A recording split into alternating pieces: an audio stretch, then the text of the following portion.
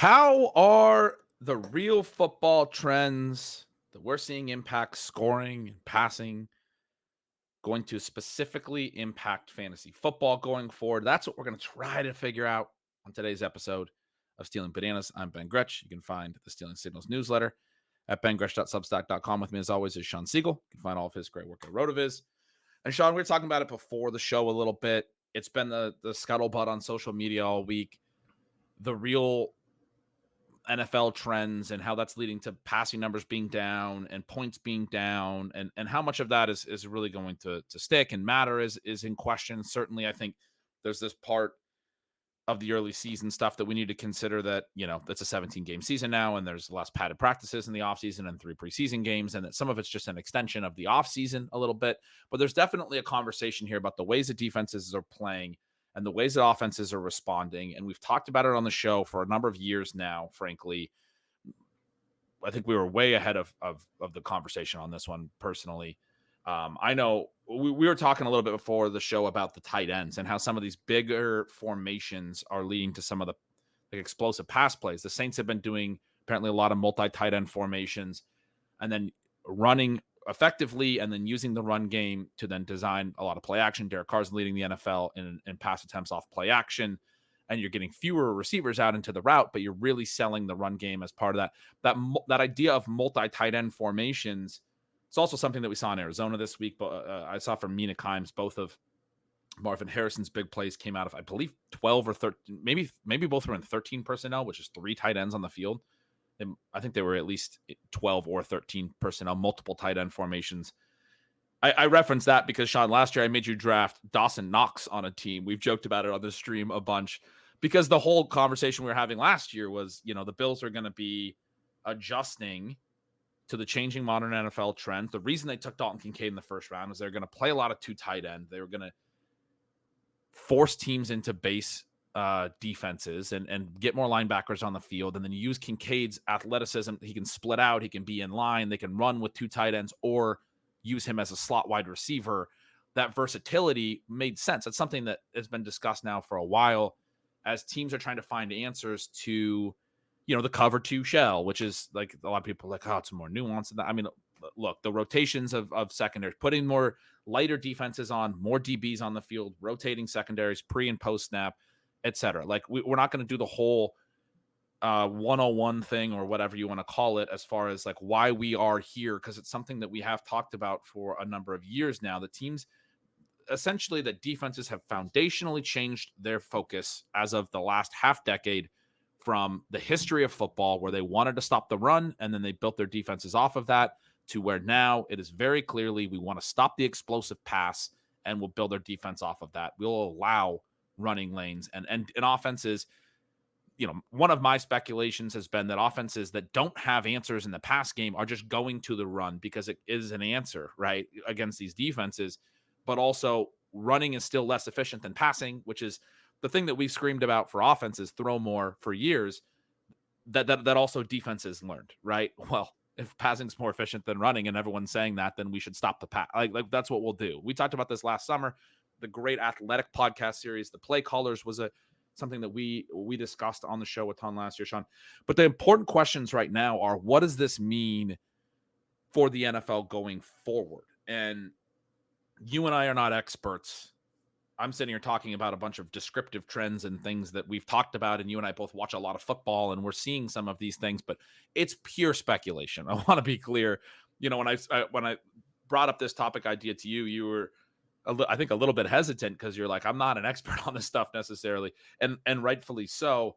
My thought process on it was I wanted to bounce ideas off you and get your thoughts on a lot of different things, because there's pretty much no one I know that I think knows football better than you, even as, you say you're not an expert on that stuff because you watch the game so much, you love it, you understand the tactics of it.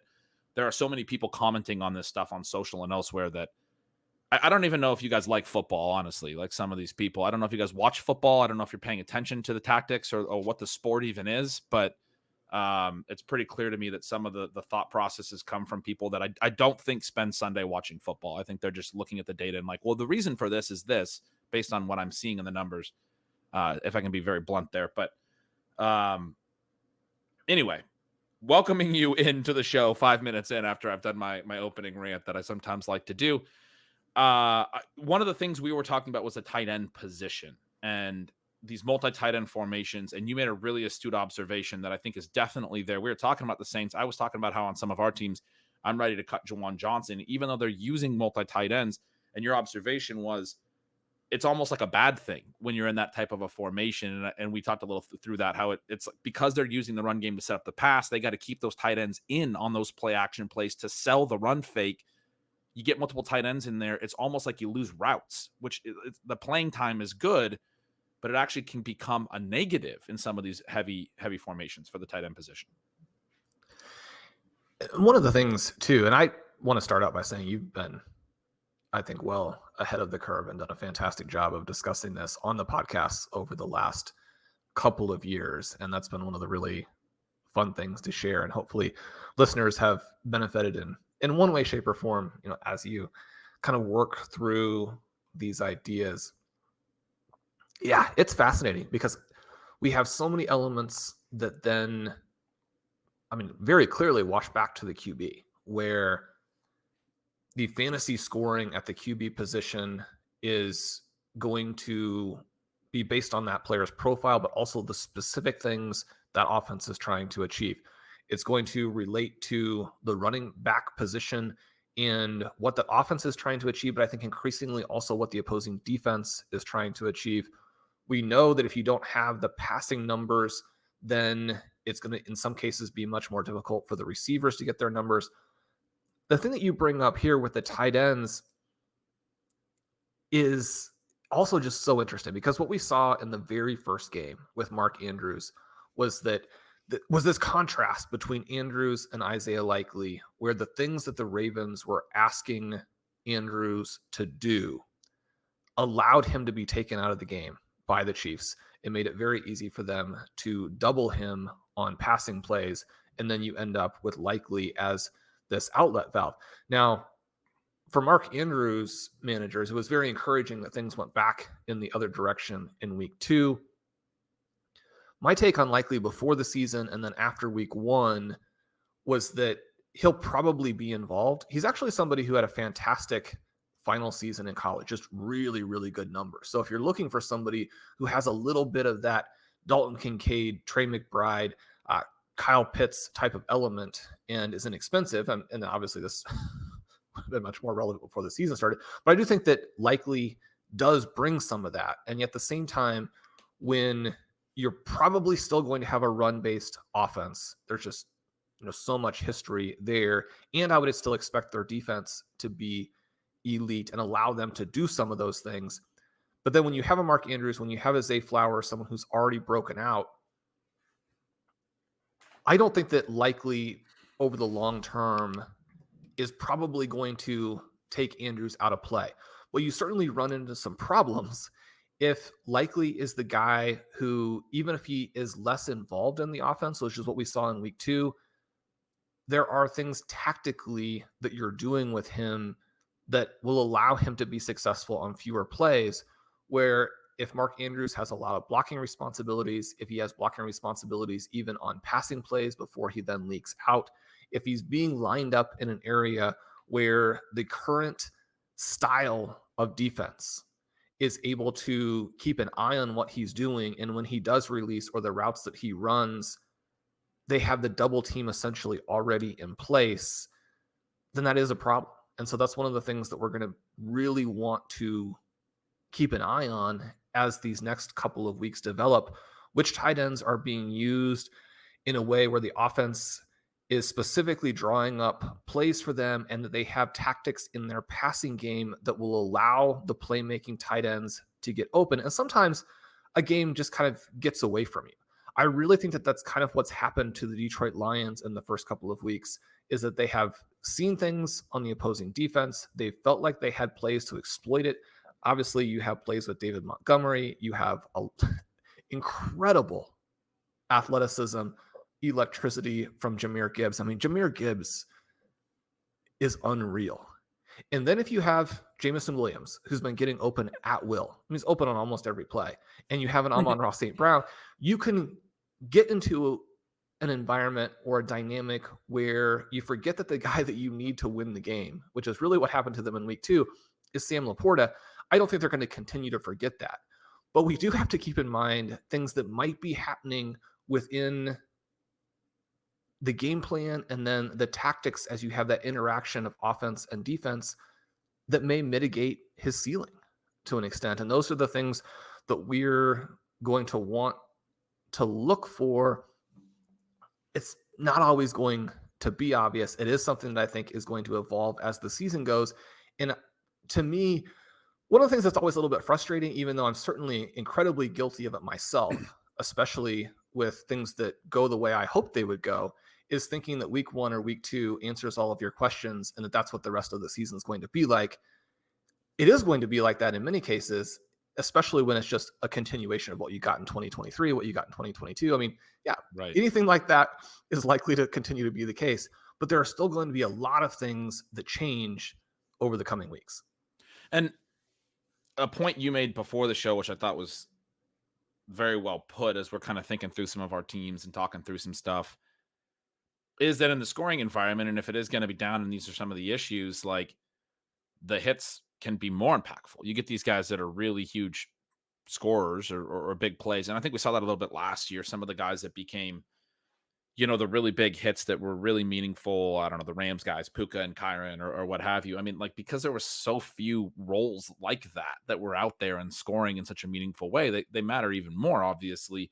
You talked about Laporta, and I do think, the production will be there, but I'm with you that the concerns are a little more on the ceiling with the emergence of Jameson Williams.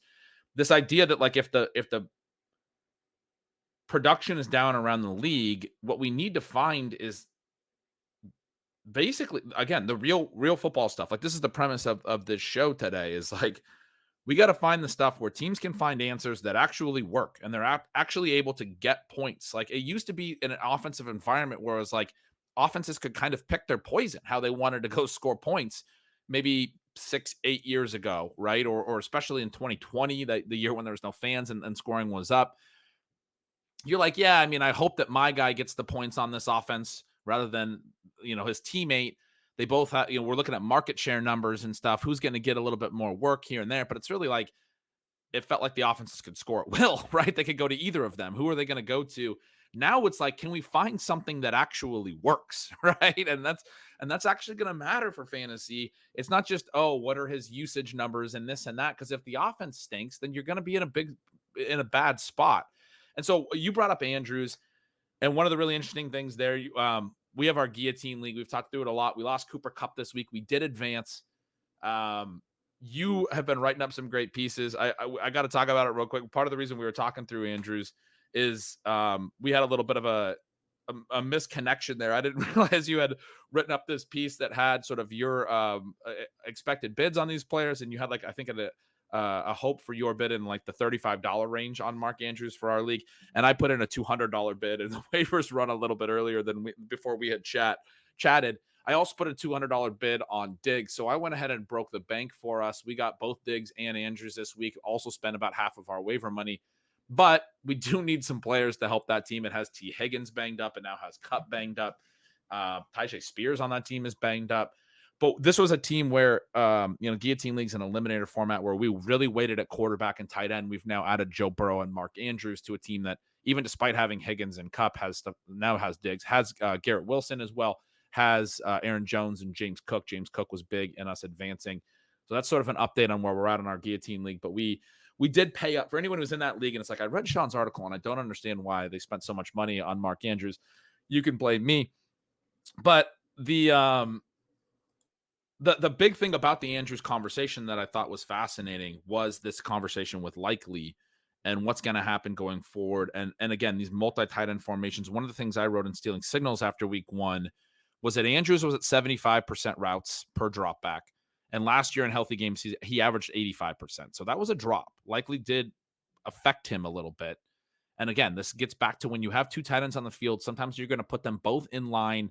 You're going to do like a play action, and you're going to keep one of the you want to be able to be flexible where one of the tight ends can stay in and the other one leaks. It's not always obvious. Like some teams have the blocking tight end and the receiving tight end, but you don't want it to be super clear necessarily. And in this case, I don't even know that it's necessarily that situation because likely splitting out too, but they are going to bring a tight end in line no matter what at some point. And so it did end up, I think, impacting Andrews a little bit, just that likely was on the field a lot. Now in week 2, the other big question was 75% routes, likely was at 69%. So that's way more than 100%. One of the things we see in some of these formations is there's like basically one tight end route in every. One of the really disappointing things with Kyle Pitts in week 2, week 1, he runs around on 100% of dropbacks. Week 2, he's down to 72%. As Ray McLeod, the slot receiver, goes to 100%. And Mooney has been at 100% both weeks, and London. So they went through 3 wide receiver, 11 personnel, and they used Pitts as a traditional inline tight end, which is not the way that we want to see Kyle Pitts being used. It's very frustrating. There were a number of plays there where I'm trying to find him because he was also out for a number of plays. And I was wondering, is he hurt? And then you are tracking him. He comes in and he's in there to block. I'm like, I like nothing about this play because you know that Kyle Pitts, if he actually is asked to block, is going to get blown up, right? That's not what he's good at. No. So the whole promise of him obviously is the scheme versatility and gives you the ability to, like, you would put 2 tight ends on the field and then he can split out and be the wide receiver, or you can go 2 tight end and run the ball. But their offensive coordinator comes from the Rams, does a lot of 11 personnel. My hope was that they would essentially treat Pitts as a wide receiver in the 11 personnel, which they did in week 1. Their big change, because he ran 100% routes, their big change in week 2 was they treated him as a tight end, and Charlie Warner played the other 25-ish, 26% or whatever of the snaps. And so they subbed Pitts out for a little bit more than a quarter of the snaps, and brought in a different tight end. They left the 3 receivers on the field for every snap. And so every team's going to be a little different, but that's the deal in Atlanta, at least for week 2 and right now and where we're at, which is not exciting for Pitts. I do think that's probably just the week 2 game plan relative to, because week 1 was so different that there might be some room for him to rebound a little, but it's not good. It doesn't look good for Kyle Pitts there. But the point I'm making is Pitts plus Warner snaps added up to 100% in that offense.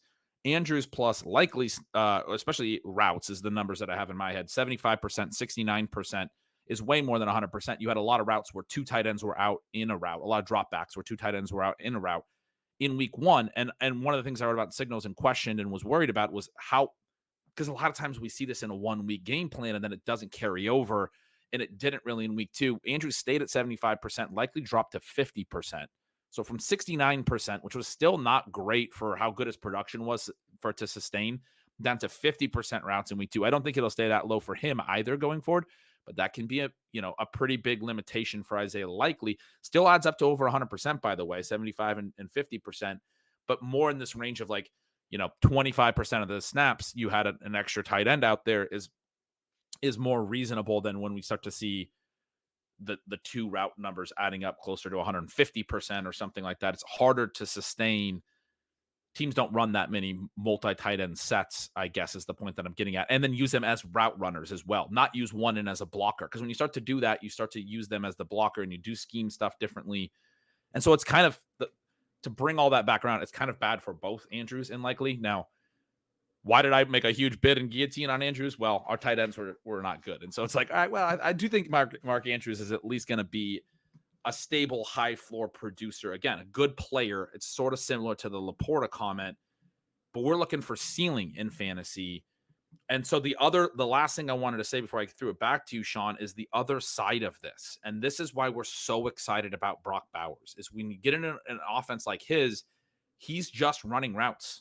Like he is split out and playing wide receiver and doing those things, or coming in line but running routes. They are treating him like a dynamic playmaking tight end, moving him around and doing all this creative stuff. Like one of the issues with the Andrews thing that you're talking about is when you have Likely as the guy moving around a lot, Andrews gets stuck in line a little bit more. Or what I was just talking about with Pitts, as that being a frustrating usage element, or even the Juwan Johnson comment, going back to those multi-tight end formations where they're also using Foster Moreau in routes, but they're not using Juwan Johnson. Juwan Johnson's a former wide receiver. They're treating him like Foster Moreau. Like they're basically using those guys interchangeably. That's not the way in fantasy we want to see our tight ends used. And that's part of a response to the way that defenses are playing and what offenses need. And so that it doesn't matter what Juwan Johnson's skill set is, it's what we need to scheme up to actually find something that works. The Raiders are doing that differently. With Brock Bowers, we're getting wide receiver routes, we're getting targets, we're getting this dynamic tight end usage. So it's not just that we're crazy high on Brock Bowers' profile and he got a lot of volume in the first 2 weeks. It's also that his offense sets up in the way that looks great for tight end production and ceiling in fantasy football. I think, Sean, him and Trey McBride are a tier of their own. Maybe Kittle is right there with them, but right now at tight end, that you talk about ceiling at the position. Those are the guys that are gonna be massive this year. They are. And I think that we can still have some hope that Dalton Kincaid pulls off sort of a lesser version of the original thesis, as I believe that you mentioned either on the Sunday night show or when we were just chatting together. And then I certainly saw, as I went back through the numbers, that we got those early 2 plays from Kincaid, and then you have him out for a while, and then the game is a blowout. And so there's actually some encouraging element there. When I went through that, they actually basically ran no plays after he returned from like the late second to the early third. I wrote it up in signals, but just it was even more extreme than I thought. He missed like a stretch where they actually were running some plays. Then after he comes back, they don't run many plays at all in the middle third of the game. And then late, they're doing some different stuff that, you know, they're running the ball. It's a blowout. It's a different type of game. So we talk a little bit about what offenses are needing to accomplish and how the running and passing games just have to be so tethered together. One of the things that was pretty cool, I think certainly if you are a Derek Carr fan, and I have been, Blair wrote up a pretty cool piece before he moved to the Saints talking about how he could potentially be a good fit there. Carr hasn't played for too many decent offensive coordinators. He had a pretty good stretch with John Gruden before what happened in that situation. But you watch the Saints on Sunday, and it really does give you echoes of, you know, almost those John Elway types of plays from obviously many, many years ago. But this Shanahan, Kubiak type of offense, but then obviously with all of the new innovations feathered in. So it's not just that same offense, but it incorporates elements of that where, you know, you're getting the bootleg, you're getting the quarterback into a situation where the defense has already been fooled with the initial action. And now he's able to have time to read, to go through options, and to create explosive plays. And those explosive plays can also occur in the run game. And so what we're looking for, I believe, is not the kind of thing that the Kansas City Chiefs have fallen into in circumstances where they go against defenses that are almost just playing a pure prevent. Now, one of the things that we talked about, again, before the show was how much trouble the Bengals and their defense and their defensive coordinator have given Patrick Mahomes. You saw that again this past weekend. But one of the things that the Bengals kind of marry that with is a very, very poor run defense, such that you have a lot of incentive to run. But if you run without explosive plays, then really all you're doing is buying time for yourself to eventually make a mistake, which the Chiefs did many times throughout that game. You contrast that with the Saints, where they get Kamara into space. And so one of the things I thought was fun kind of writing up in the Zero RB universe this week is that this was the second highest fantasy points over expectation game all time for Kamara. And that's within a context where, Ben, this seems impossible, right? But from 2017 to 2020, this dude averaged 4.3 fantasy points over expectation per game. He was so good. He was so efficient. I mean, it was insane. And I guess the only game that was better than it had to have been the 6 TD game in the fantasy championship week in 2020. Ooh, 2020. 2020, right? Yeah. 29 fantasy points over expectation in that game. 29 fantasy points over expectation. Not 29 fantasy points, but over expectation. I mean, jeez.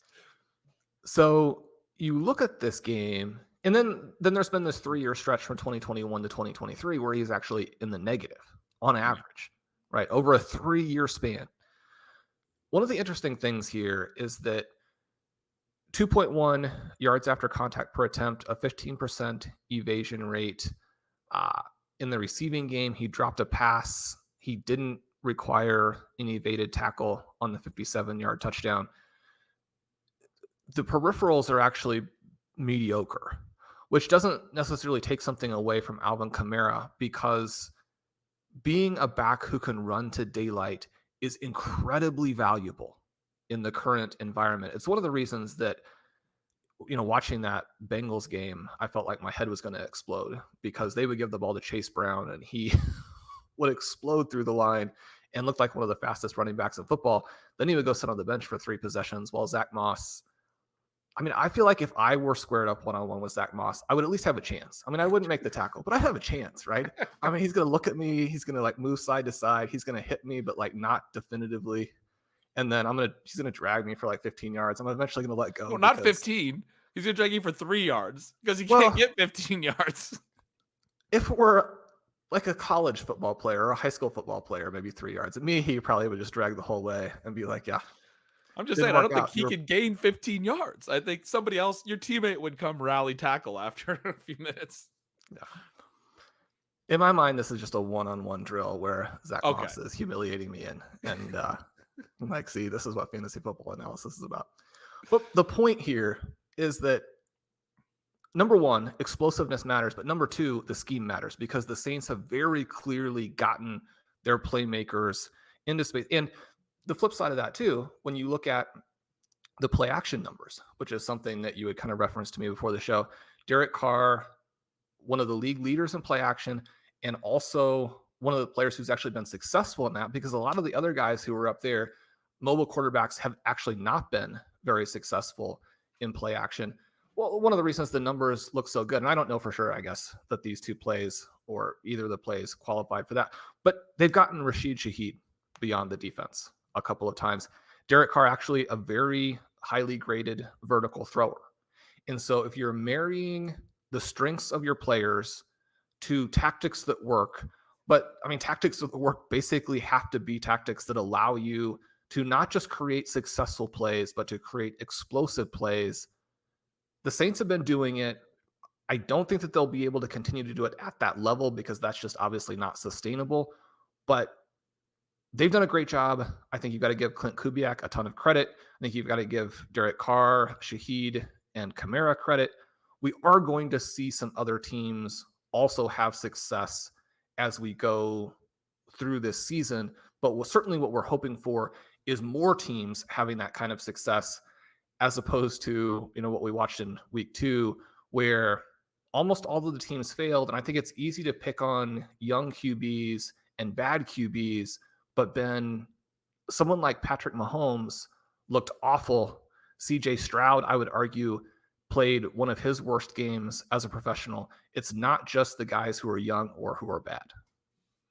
No, and I think, there's a lot of conversations that are interweaving here, obviously, and it's why it's difficult to talk about, and it's fun to kind of break down with you, but that's a big part of the conversation is quarterback play. One of the things I was saying to you before is I look down the road at the way that things are going to be 15 years from now or what have you, is that because I mentioned this in the intro, but because I truly think that there's a foundational shift in the way defensive philosophy exists now, and we talked about this last summer, right? We talked about it for a couple of years now, but this is why we loved that Play Caller series so much, because it got the actual coaches talking, over at The Athletic. They did an awesome job there.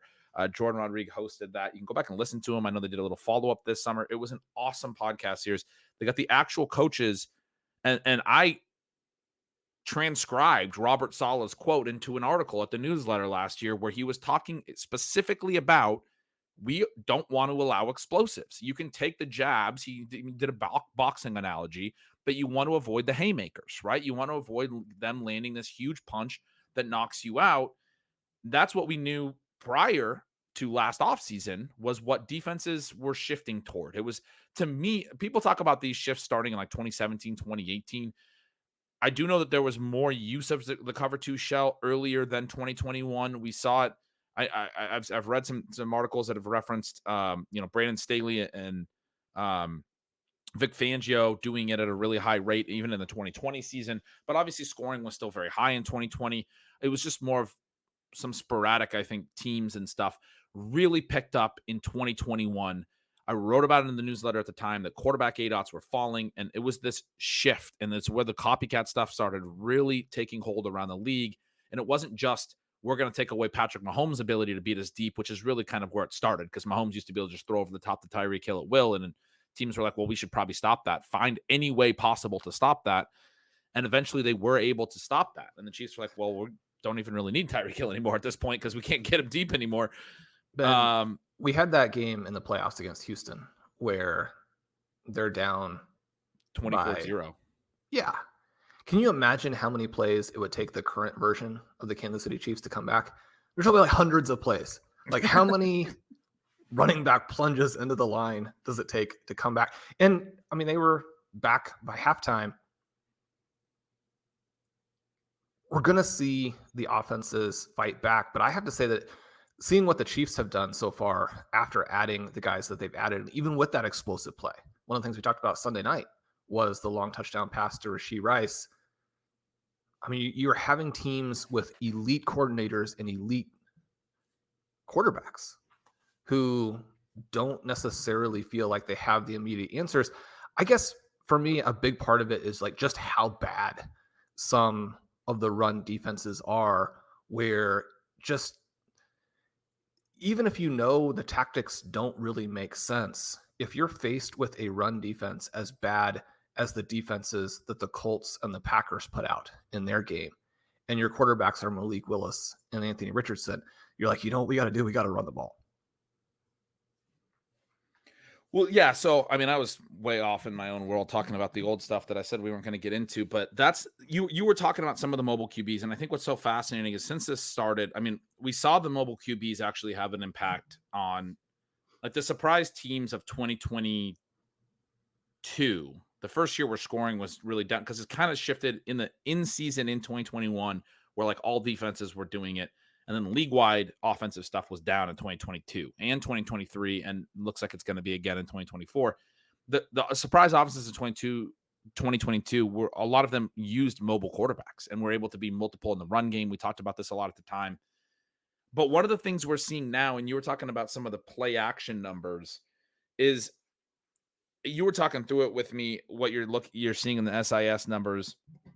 And the ones that are really struggling off play action, a lot of them are the mobile QBs. And a lot of people have talked about those QBs as not being good enough passers. And, you know, you've had like I know I mocked it. You had the Tom Brady thing that like the football IQ is lower today than it was in his era. And obviously part of this is like when you have an era that has Tom Brady and Peyton Manning and Drew Brees and, you know, Phillip Rivers and I mean, even some of these guys that people don't think of as that great, like a Ben Roethlisberger or what have you, Matt Ryan, like when that's the 10th best pocket passing quarterback in the league, that's way better than whoever our 10th best is right now. It's just, we lost the golden era of QBs, and now we have a lot of mobile guys and different things. And I'm not saying the mobile guys are all bad at all. And I do think they bring something, but in terms of the quarterbacks that are actually able to, like, we know that clean pocket pass accuracy is a really predictive metric of quarterback play. And as you were kind of reading through to me, the guys that have been good in play action so far this year, part of the thing about play action is it slows down the pass rush. It gives guys the ability to stand back there and deliver the ball. And it did sound like it was basically all those pocket passers, the guys that got to the NFL, because they are able to throw out of clean pockets and deliver the football where they need to. Even a guy like a Gardner Minshew looks good in that metric. And I don't think Gardner Minshew is the most accurate passer in the league. But if he has something that actually has made it so that he's playing football in 2024 in the NFL, It's that he's been able to deliver the ball where it needs to go. Like he was a spread offense quarterback in college for Mike Leach, and he was successful completing a lot of passes. Like there's at least an ability to be accurate there with some consistency.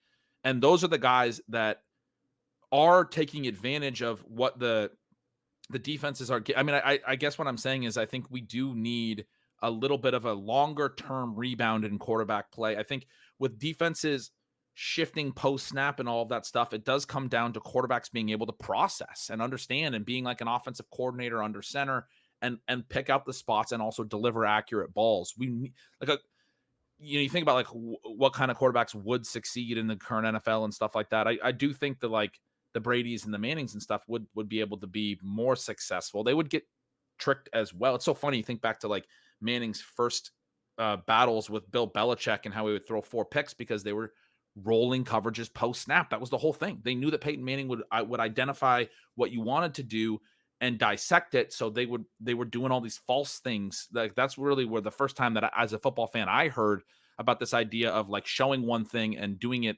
way different after the fact was those playoff games in Foxborough where, the Patriots were getting 4 picks against the Colts, Peyton Manning. Anyway, it's fascinating to think through where we'll go. But the reason I'm talking about like the development and what will happen next, and I do think there will be this new generation, like as we've gone through this watershed, like crossing the Rubicon moment of we're stopping defenses are stopping offensive pass efficiency, explosive plays, and those types of things. I do think you'll start to see prioritization at the lower levels of like post snap dissecting and being able to understand what the defense is doing, all 11 guys, and what the route combinations are. And that idea of like having an offensive coordinator on the field and really thinking dynamically during plays, right, at quarterback. That will become a really important trait. And I think you look down the line, because I've heard people be like, well, now that defenses are stopping explosive pass plays, football's going to suck forever. And I just don't think that's going to happen. I think we need to get back to where there's different types of quarterback. CJ Stroud's another one that you mentioned that has looked good on that play action stuff. When you get him into a clean pocket, he can dissect and deliver. He's that type of quarterback. We need more. I do think of an ability to take advantage of what the defense, because when you're stopping explosives and putting so many DBs out there, there are going to be fewer opportunities, and you got to be able to rip those throws and be a more of a passing quarterback in that kind of a way. So that's sort of the hope looking forward.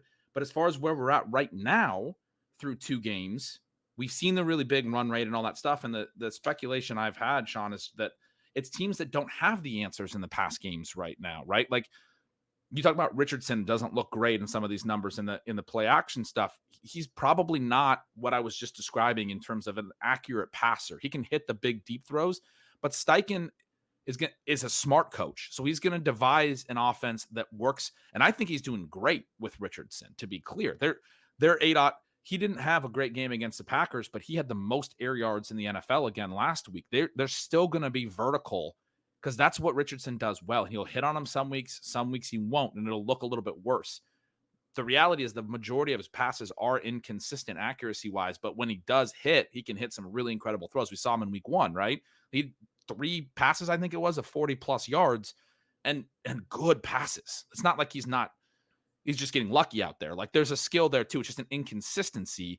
And then you run a lot in addition to that because you don't have the answers in the short passing game. So I think the run rates in a lot of these cases are not because coaches think it's the most efficient thing to do right now, but it's because it's a lack of another answer, right? Like we got to have something that's like, and the run game has always been that thing that is like the easiest thing to pull off and execute. It's not easy to necessarily execute, and it can be very complex. I'm not trying to like speak derogatorily about it. There was a great thread from Chris Brown at Smart Football on Twitter this week about the Packers, who only threw 14 passes, but designed this really intelligent run game. They were doing false guard pulls and then running the other direction and all of these things where it's like this, innovative scheme that's completely run heavy, but still makes it into like an explosive run game. And that's how they were able to beat the Colts in that game with a quarterback who they couldn't trust to stand back there and make those big time throws that we were just talking about. So there's so many elements here, but I do think the run stuff right now is like finding our sea legs, an extension of the preseason. I don't think this degree of run heaviness, I think it's a default right now, but I don't think it's an answer. I think teams are going to try to find other answers off of that, if that makes sense. The Packers Colts game was fascinating because against the Packers run defense, which is also absolutely terrible, Jonathan Taylor looked much better than he had looked in week 1 against the Texans' very stout run defense. I think the problem that you get into, and this is always that tension the coaches are dealing with, is that how do we balance explosive plays and successful plays as a play caller? Because there is a level below which, if your passing game is completely unsuccessful, you're going to struggle to move the ball. And if part of your defensive approach is to allow the other team to run on you, you won't have it enough, right? That's one of the things that the Colts ran into, which was really a lot of the actual value that Richardson was able to generate in that game came at the very end, basically in a garbage time type of situation. And when you're thinking about the vertical passing, but I mean, the big vertical pass that Richardson had in that game was a ball that was just lobbed up into double coverage and was virtually guaranteed to be picked. And so that's that kind of contrast between hitting on the beautiful passes a week ago, which is probably pretty unsustainable because those vertical passes are just very difficult regardless, regardless of the level of the QB and the receivers. And then the virtual inevitability of what happened on those deep passes last week. And then if you really can't complete the short passes to give you the success to move the ball, again, then your offense is still basically broken, which is where I think that the Colts are right now. You had mentioned some of these mobile QBs and what they're doing in play action. According to the SIS numbers, we do have some of the guys at the top of the list in terms of total opportunities are guys like Deshaun Watson, Anthony Richardson, Daniel Jones, and Jalen Hurts. All 4 of those players, which include people that are, very well thought of, like Hurts, although again, one of the things they were trying to deal with coming off of last season, moving into this season, was Kellen Moore going to be an improvement over the collapse that they had at the end of last season. Obviously in week 2, they're dealing with AJ Brown not being available to them. But Jalen Hurts, a very good player, and I think a good passer in addition to being one of these guys that's a hybrid mobile quarterback, gives you some other answers. But those other 3 players, I mean, Daniel Jones, everybody thinks, he's terrible. It's not a shock that his numbers are below replacement. Anthony Richardson, a very controversial player, probably not a shock maybe that his numbers are below replacement. Deshaun Watson's been a catastrophe. People won't be surprised that his numbers are below replacement. But it is interesting to see that because I think that the solution eventually has to be more teams developing stars.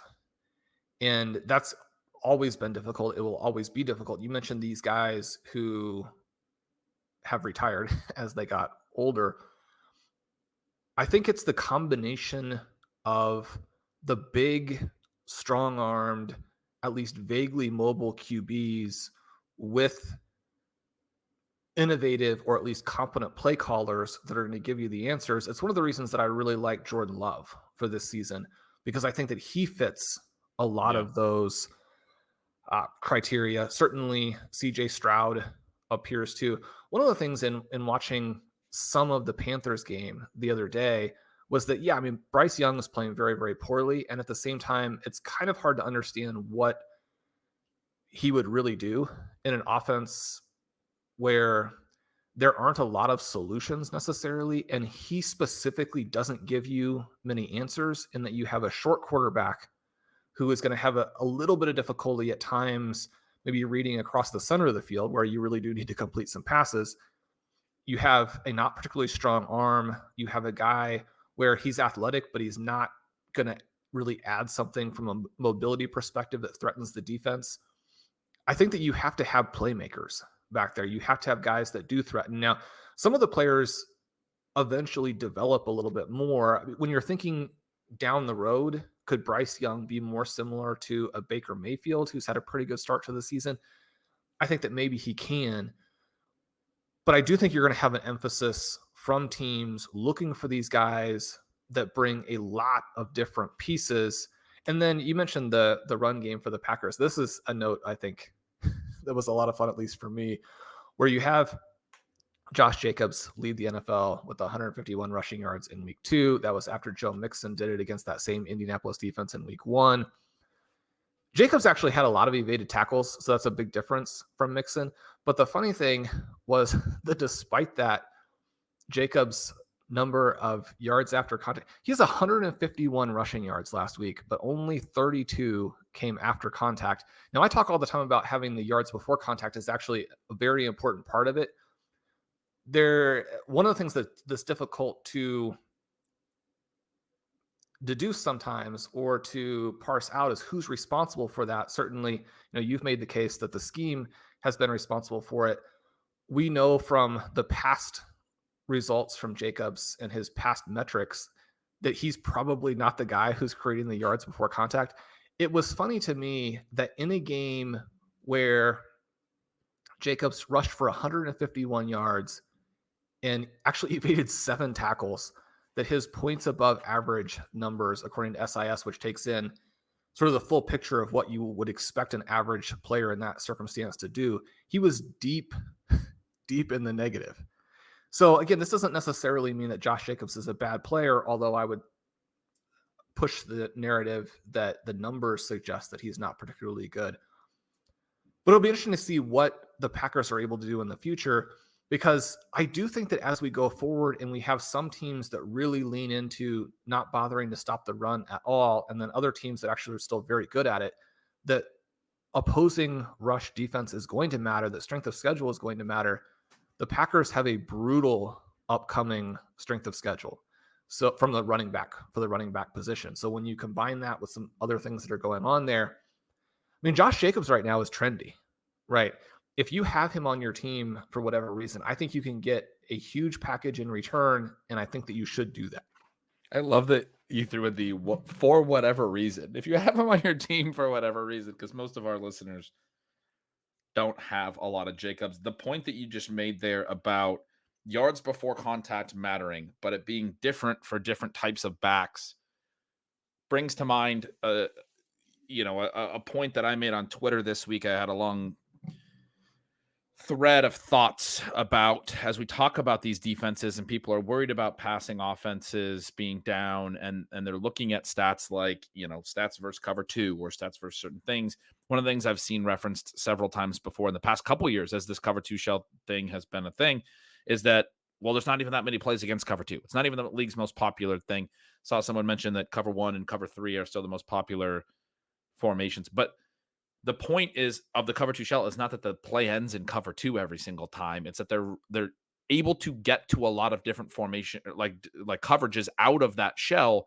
And because of that, Sean's laughing because I'm going back into the entire glossary. The thing that I do have to interject here, because it was the thing that was cracking me up is that you talked about Peyton Manning and the struggles against the Patriots.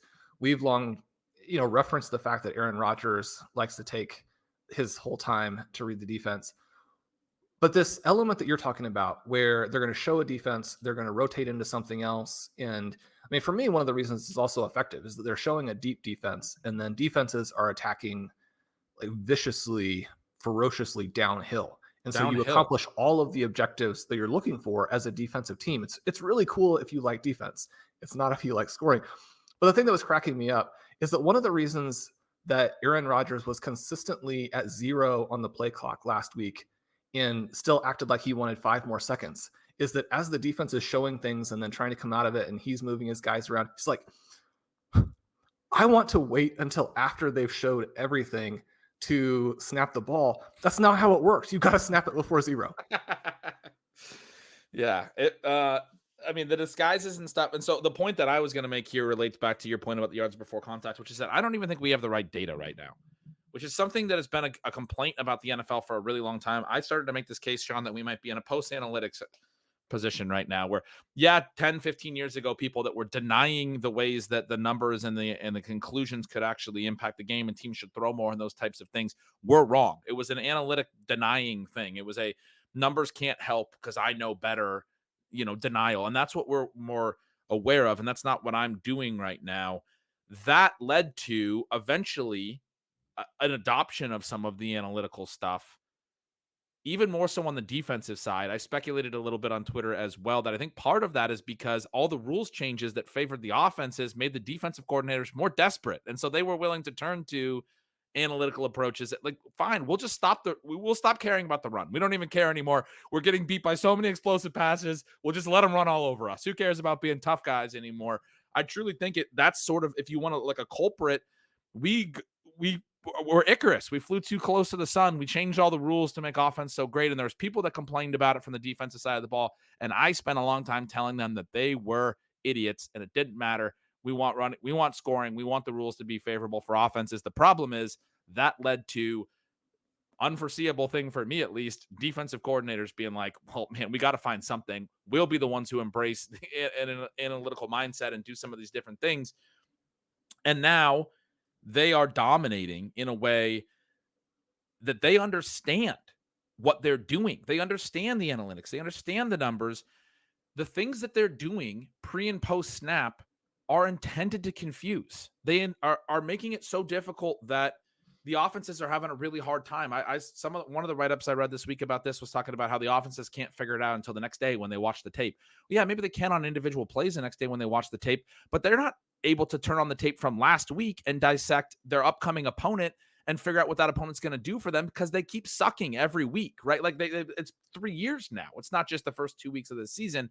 So the idea that like offenses are going to be able to figure it out after the fact isn't really true either. It's such a dynamic thing that these defenses are doing.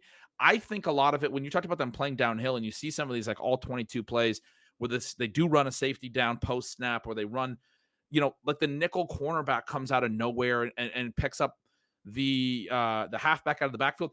I think they're doing like a lot of switches and pass offs and things to intentionally confuse some of the metrics and some of the film, so you don't have any way of picking up tendencies on them because they know it's 2024 and everyone can get all 22 and watch.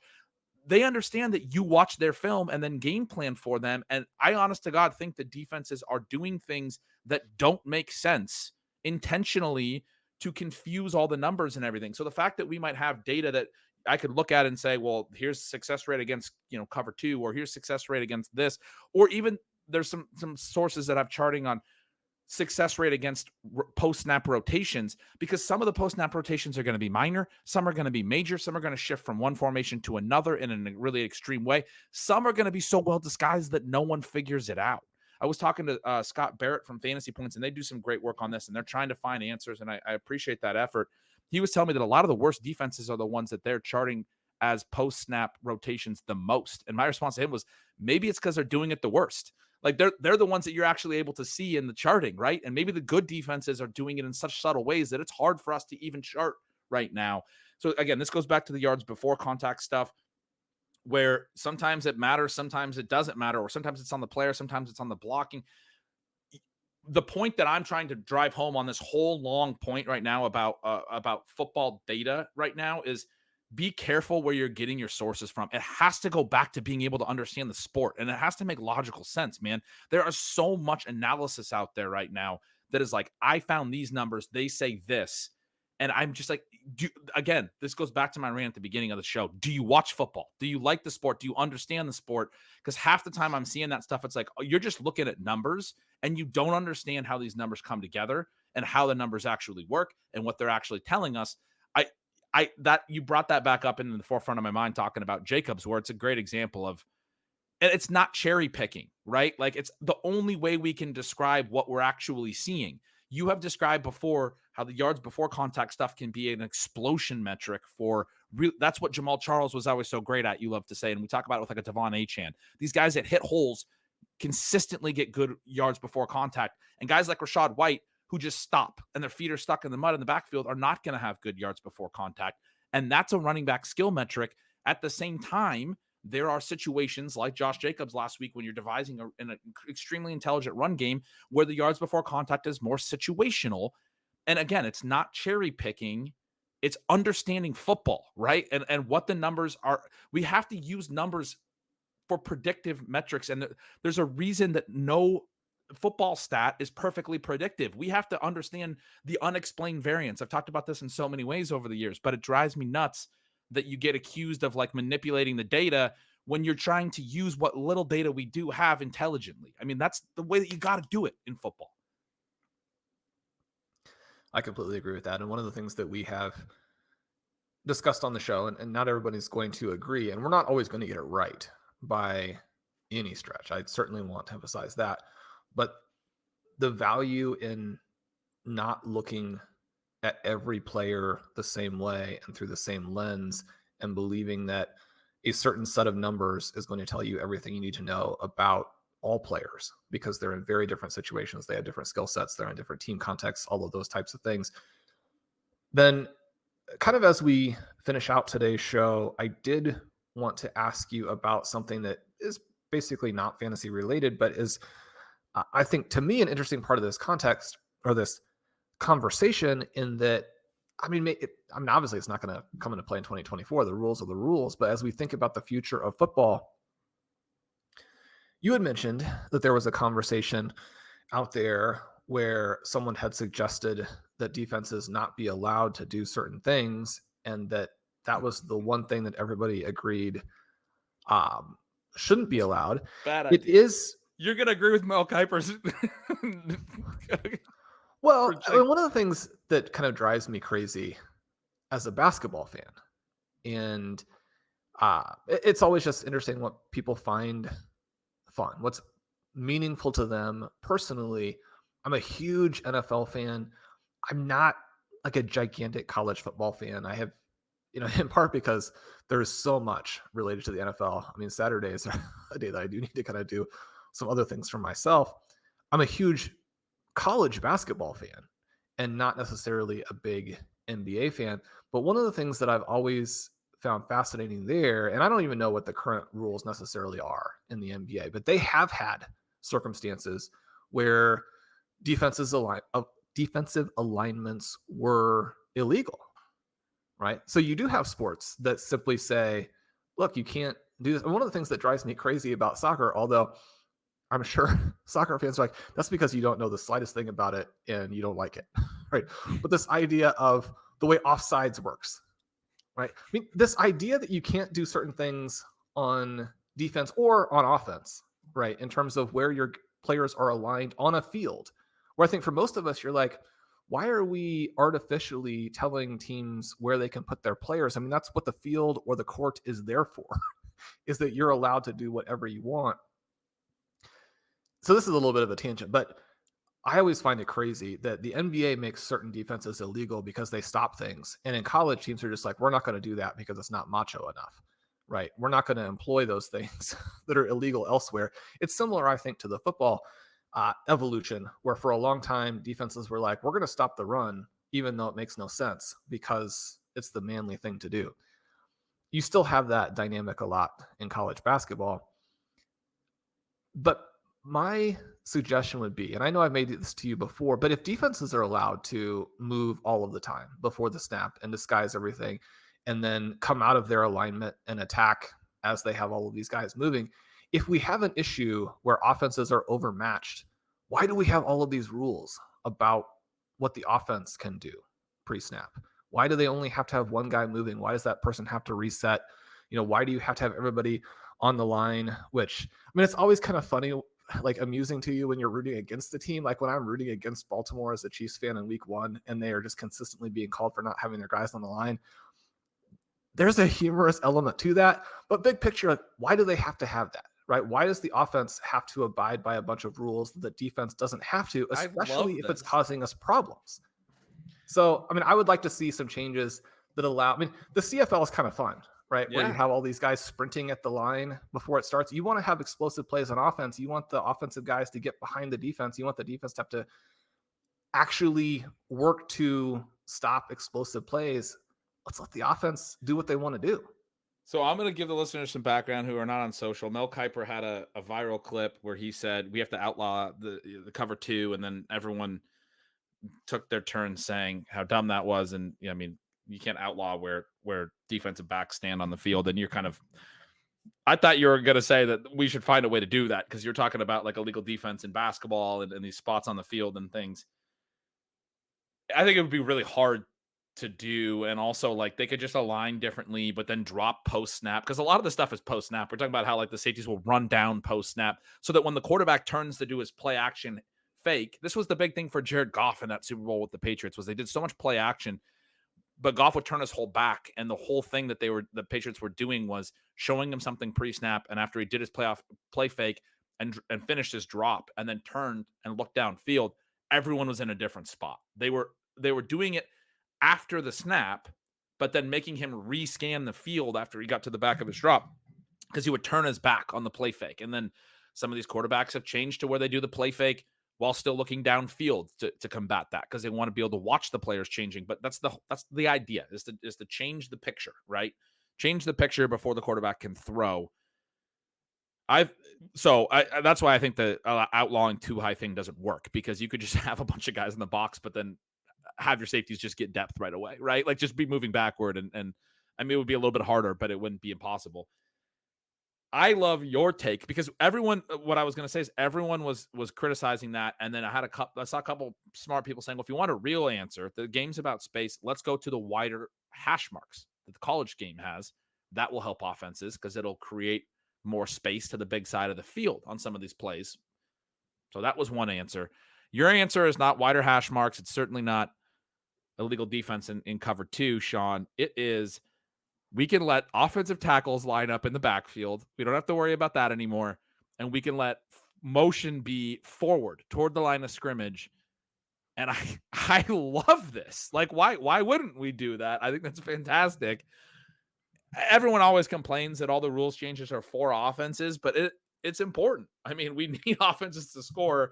That's why the sport is successful. And defenses, to their credit, continue to thrive even despite all the changes. They've found new ways to thrive, and that's awesome for defensive coaching and for the people who love that side of the ball. Like you said, it's fun to watch defense if you're not a fantasy analyst and you're just thinking about the sport.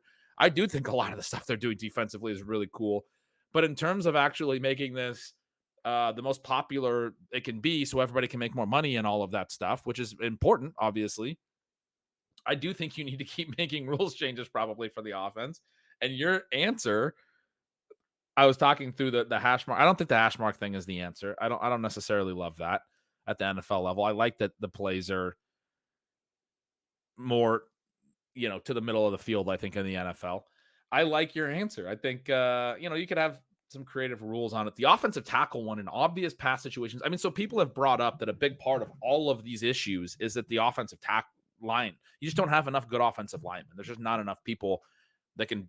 I think it was Yahoo's Nate Tice was talking about this. There's just not enough humans that have that skill set at any given time. We've never had enough good offensive linemen, but defenses have gotten a lot better also at pressures and the ways that they do things and stunt and simulate things and make it really hard. The different blitzes and everything have gotten. So it's not just the secondary rotations. It's also what is happening at the line of scrimmage and the ways that we can show pressure, then drop into coverages and bring four and still get pressure to the quarterback. It's a big part of this, that the protections are not as advanced as the pass rushes. So on obvious pass downs, if offensive tackles are able to get a little bit of a cheat, right, and then they don't get beat by these speed edge rushers, I don't have a problem with it. I mean, the whole thing is that their helmet has to be in line with the belt buckle of the center or whatever. Let's just move that back a little bit. Let's say it has to be in line with like the back of his rear end or something. Give him just that extra foot or 6 inches or whatever. Give him a little bit of leniency, or just stop calling those penalties like a lot of the other penalties we have that like you could call way more frequently than we do. Stop calling an eligible downfield. There's another one. We don't need that. Who needs that penalty? No one needs to take that. Why do we even have eligible receivers? Let the linemen run downfield and catch passes if they really want to. I don't care. No, anyway, I love this. This is creative, and we got to probably find answers. Maybe not like these exact answers, but it would be, I think, helpful if we weren't so strict with a lot of the alignment stuff.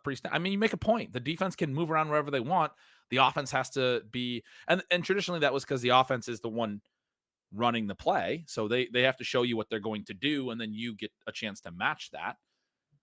But let's let them be a little bit more fluid. pre-snap and a little bit more creative. Shawn, I also want to circle back on something. I made a very vague reference to Dalton Kincaid in that Bills game. I want to give you the information on it because I know you like hearing positive things about Dalton Kincaid. He had the 2 catches early. He got hit, knee to the head, missed some time. What I was referencing was late in the second quarter, the Dolphins had a possession, punted, or actually got a turnover on downs. First snap after that, James Cook went for a 49-yard touchdown run. So the Bills got a 1-play drive there. Dolphins got the ball back and had the ball from 3:36 on to the very end of the half where the Bills got the ball back just in time for a kneel. So from 6:25 through the end of the half, and the 2-minute drill usually leads to a lot more play volume, the Dolphins ran something like 15 plays, and the Bills ran 2, and 1 was a kneel down.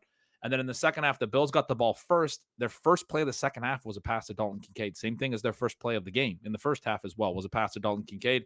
They only ran 5 plays on that drive. It was a 9-yard completion to Kincaid there. But then after a first down, they went 3 more plays and then punted.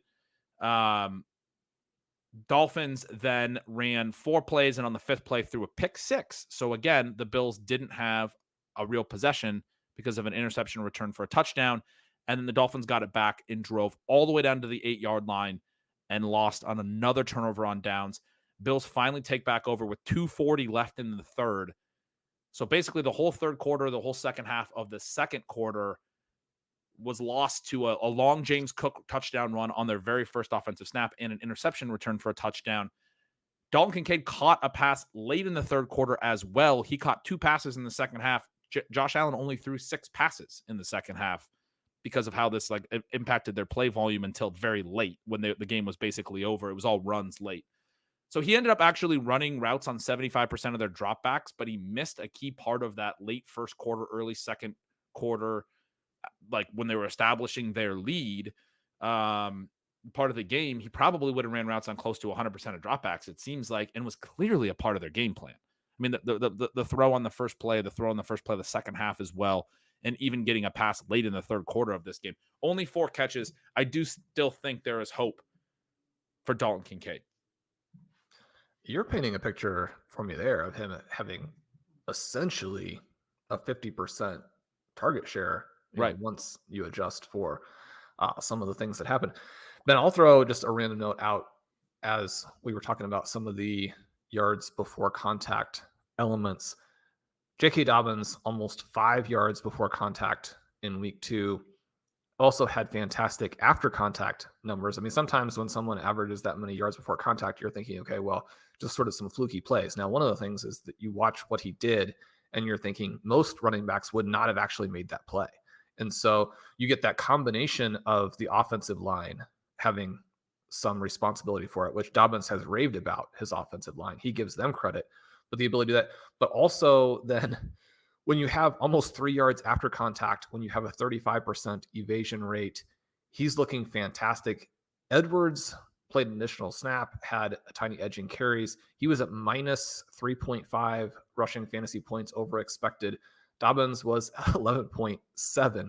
So basically 2 touchdowns worth of difference just from an efficiency perspective there. One of the things I want to note when we're early in the season, and certainly for anybody who is concerned about some of the players they've drafted or some of the players they've missed on, the number one thing always to emphasize is that we're going to miss on plenty of guys, and we're not claiming anything other than that. But I do think it's a positive that people miss that football is difficult to predict. If it weren't, then everything could just be done by machines. You wouldn't have any edges. It's actually a feature that some of these running back performances are going to be all over the place, and that occasionally you get players who don't have good metrics, who have a good season. One of the guys I was just looking through, because you and I had discussed Kareem Hunt a little bit, the Chiefs rushing defense or rushing offense going forward, how they deploy their running backs is, I think, very difficult to really have any type of confidence in how that's going to play out from this point forward. Kareem Hunt, very, very negative numbers last season. Actually, the worst numbers in the entire NFL, if we're talking about total wins above replacement, came from Austin Eckler. And Eckler has been good in the first couple of weeks. Doesn't mean he'll be good going forward, but the fact that you're going to get, I wouldn't even necessarily say a lack of stickiness, but you're going to have some of these running back numbers bounce all over the place, especially in small samples. I wouldn't let that concern you. I would take it as a great sign that the advantages that you have as a savvy drafter are going to remain going forward, specifically because not every single player follows all of the rules, especially not in a couple of game sample.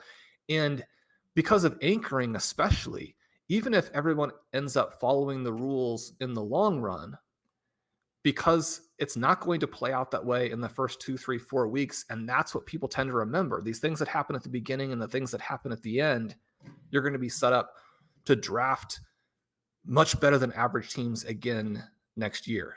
So again, I'll just conclude that the way I started by saying we're also just going to miss on some people. But those are interesting things that I think are happening in the running back universe that are embedded within some of these larger conversations that we're also having. I think that's a great point. You mentioned Kareem Hunt. We probably should have talked about the Kansas City running backs. We talked about it a little bit pre-show, and one of your comments was just not really being sure how it was going to go, and that's sort of where I'm at as well. It does fit into this idea of like what do teams do and what do defenses allow, and what's going to work for offenses. A big part of my concern around Carson Steele and stealing signals this week, I'll just say real quickly, was that very clearly the Kansas City game plan was respectful of Lou Anarumo and some of the things they've been able to throw at Patrick Mahomes in the last few years. Mahomes had the 31st most air yards this week, even though he did hit Rashee Rice for a vertical TD, his first touchdown pass of 40 plus air yards since the 2021 season. Shout out Bill Barnwell for that stat. But other than that, didn't really throw downfield at all. 104 total air yards, 31st in the NFL for the week. And Isaiah Pacheco had 24 touches. And I think if that's your game plan, then you're also with the guys that are active with Samaje Perine out there and Carson Steele out there, who does some special teams and everything else. You're using Carson Steele as the secondary part of that game plan. He gets 7 carries. He has kind of a back-breaking fumble. And I think a lot of people are looking at those 7 carries as evidence that he's going to be the clear lead back going forward. You and I have talked through a lot of different scenarios. I was maybe a little more into Kareem Hunt than you, as you were talking to me about how bad he was last year, but you just talked about how sometimes people can rebound from that. Broadly speaking, I think we agree that the Chiefs situation is favorable for running backs in a way that is unique, that like defenses are going to care so much about stopping Mahomes that you're going to get like, we've never really thought Isaiah Pacheco is the greatest running back, frankly, as far as our official stealing bananas position. We've talked plenty of times about how CEH will only get really what's blocked for him, and yet he's had stretches with multiple touchdown games over multiple weeks, because that's what you get from a rushing situation where the defense is as concerned with taking away passing explosives as any situation. Obviously, these things are variable across different teams, but when you face Patrick Mahomes, you know the pass rate's going to be high. Your whole thing is stopping the pass, and so it's sort of a run to space position. You have a lot of open opportunity to run. Pacheco, with all of his athleticism, has been fantastic in that fit. Again, to the Steele point, I'm a little worried that he even has enough athleticism. We'll see. Like, I think that I definitely think in the short term they're going to give him work. My expectation, and you've talked about that they might throw a lot more. My expectation is that Perine, as a guy who's probably likely to play on the pass downs, although Steele could as well. He did some receiving in college. But if Perine really is the pass down guy, probably has the most upside for what their offense needs to be going forward. And then Hunt, to me as well, just the fact that they brought him in. Apparently Andy Reid's already had a comment that he has a chance to play on Sunday. They already signed Keontae Ingram to the active roster, which you mentioned to me pre-show. There's a lot of ways that this Chiefs situation could go.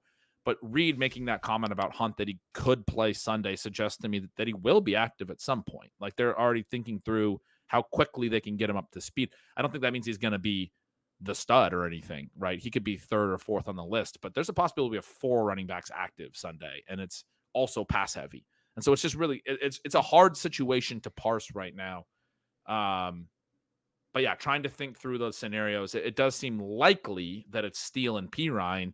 Steele with for the early down low value touches, Perine for the high value touches, although Steele might get short yardage. Like, that's probably the likely scenario. That's what's going to get projected. But I mean, there's 50 ways this could go. And I think the way to approach it that is possible without committing, almost your entire free agent budget to it. And certainly the thing that's possible by the time people are listening to this podcast is to roster someone like Ingram, because the price there doesn't reflect in nearly the same way the fact that he could play. Ben, correct me if I'm wrong on this, as obviously someone who has a great feel for all of these things with having written stealing signals for so long. But I do think there's the possibility that we're overly confident that somebody is going to score in a meaningful way in the Chiefs' backfield, simply because to me, I think they have sort of inadvertently fallen into decent workloads for the starter, even when the starter was bad, like Clyde Edwards-Helaire and Isaiah Pacheco, because their backups were also very, very poor. And so there was no need to do a lot of splitting up of the work. But I don't think that carries forward to a situation where they just don't have anybody who could realistically take a huge chunk of the work. And so it could be very split going forward, even if they have sort of defaulted to high snap shares, high team opportunity shares, one of the stats that we have for you in the weekly stat explorer at RotoViz. The other thing I was kind of thinking I wanted to run by you, kind of contrary to how I have been thinking about this, you talked about the lack of humans who can successfully play at the tackle positions. The Chiefs have been a team that has struggled a little bit to get that style of play. Patrick Mahomes, possibly going to go down as the greatest of all time. Someone like CJ Stroud in that next wave. One of the things that we had discussed leading into the season is that maybe you get epic passing seasons from them.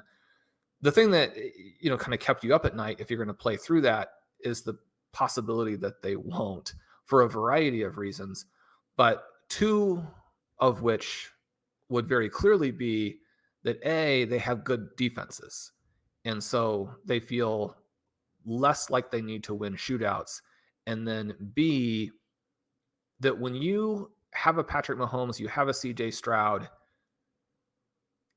certainly after what happened on Thursday night, even though that's a little bit of a unique situation where Tua obviously had increased concussion risk as sort of a pre-existing condition.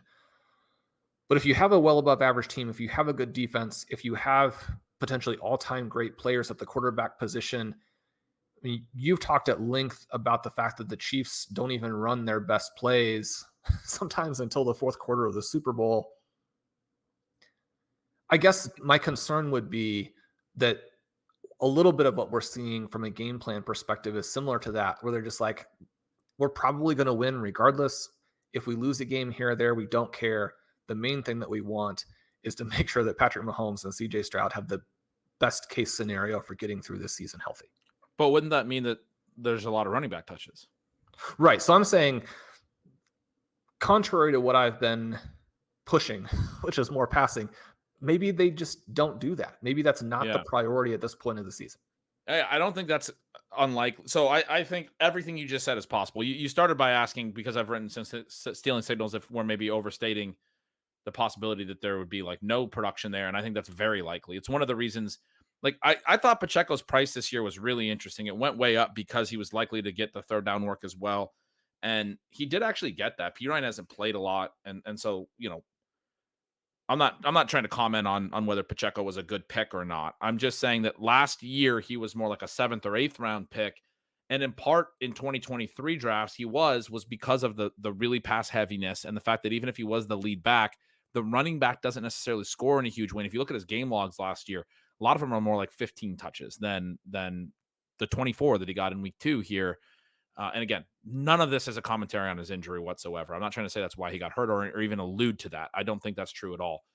But the point is to talk about how big the lead role in the Chiefs backfield can actually get in some cases. And sometimes it is more like 12 to 15 touches, especially when there's a Jerick McKinnon that was playing off of him last year. And that's probably what we get going forward is the combination thing going on, right? But to your point, at the end of that question, I kind of think that's what we're going to get actually at the end. Like I think we might get Steele running like 8 times in the first half this week and then maybe only finishing at 12 carries, but like they're going to come out and try to like establish a new rusher right away cuz that's like what they've kind of shown us in the early season stuff is like we want to make it clear that we're not going to drop back Mahomes every single snap kind of a thing. But I do think Steele is more in the 2023 Pacheco bucket it even in an upside scenario, not to mention the fact that he's not really the athlete or the runner. I don't think that Pacheco is, but you're gonna have somebody playing off of that. It's probably Pirine. So the way I described it in the signals was like Pirine to me was the clear best option because he's going to play on pass downs. You get the high value touch likelihood because they'll also not just give straight handoffs to the running backs in the green zone. They'll do the creative passing and shovel passing and stuff. And that's why like Jerick McKinnon scored 9 touchdowns in that role a couple of years ago. And they'll do some of that to Kelsey and other guys. Like they may run more between the 20s, but then also still throw in close because they do all sorts of creative stuff. They might run in close too, but they're just it's not Let's like get up to for me, there's no cap on the number of whether they're 6-inch passes or handoffs. There's no cap on the number of plays where Xavier Worthy is coming around at full speed right. and gets the ball. And I think that's absolutely right. He's definitely going to get more design touches around the line of scrimmage. I think that's a huge part of this that we should have hit on earlier, but I've seen other people reference it as well. And I don't think it's being missed. And I think it's absolutely right. But we're going to have a little bit of a committee. So what I was saying is for me, I wrote it up as like Pirine is the clearest one because I also think he's, most likely to play, but Steele has this incumbent advantage where he's, I think the short-term best bet for probably even to lead the team in touches, but there's also a possibility that he just doesn't have much of a role this week either because of what I was saying about last week where he got the 7 touches kind of game plan specific. It's very possible to me that Carson Steele only gets like 4 or 5 low value touches and that's it for this week. And they throw a decent amount on some of these other things we've talked about. And maybe a Keontae Ingram's a little bit involved or a Kareem Hunt is activated and a little bit involved as well. But, Pirine is involved too. So I wrote it up as Pirine and then basically Steele and Hunt in the same range. Steele as the short-term play, but I question his long-term upside, his ability to actually take over the whole backfield. Theoretically, it's there. The athleticism, not great. Shawn, you talked to me either before the show about how he had some really great broken tackle numbers and some great efficiency at Ball State. Then he transfers to UCLA.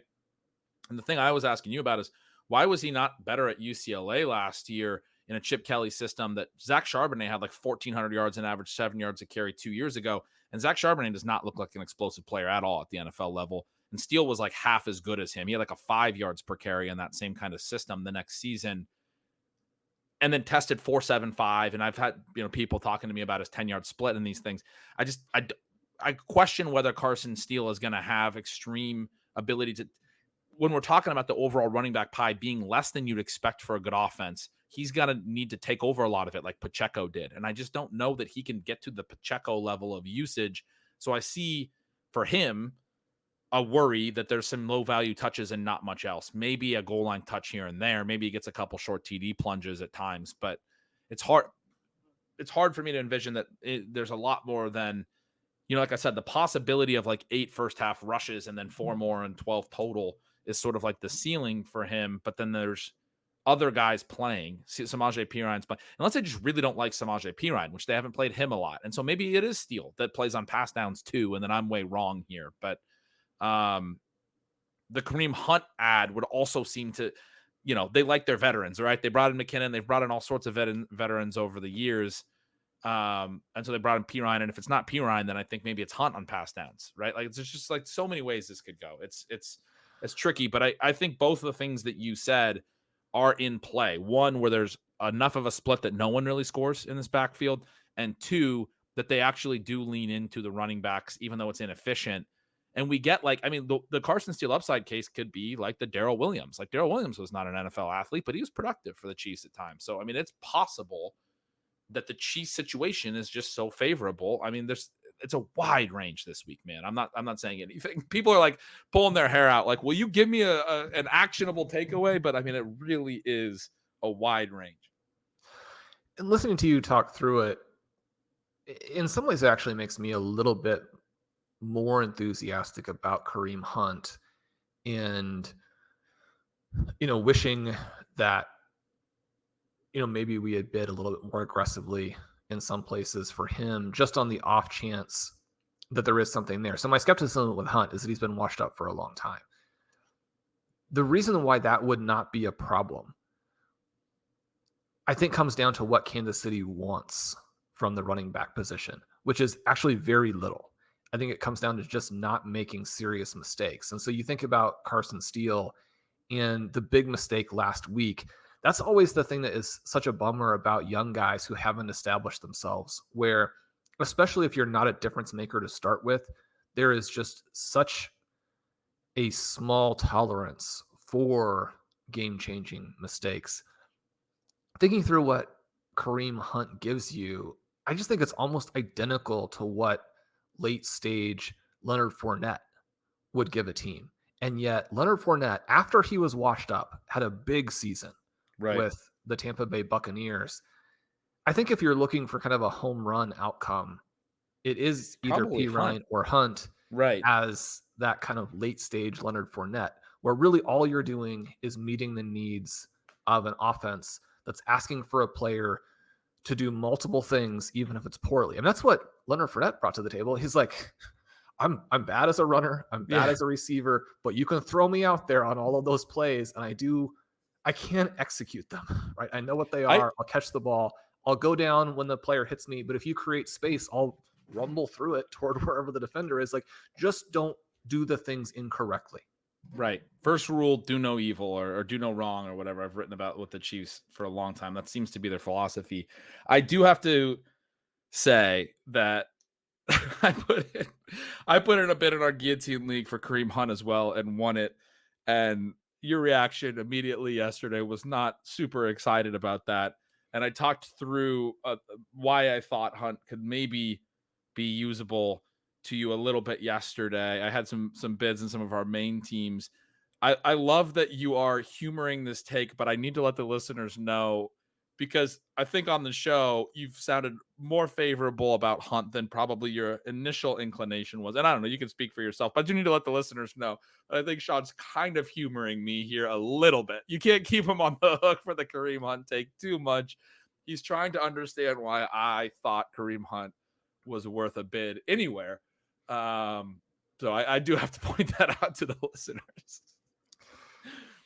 So our final statement on the week is that buy and sell all the Chiefs running backs. We want to have it both ways on every single player in that backfield.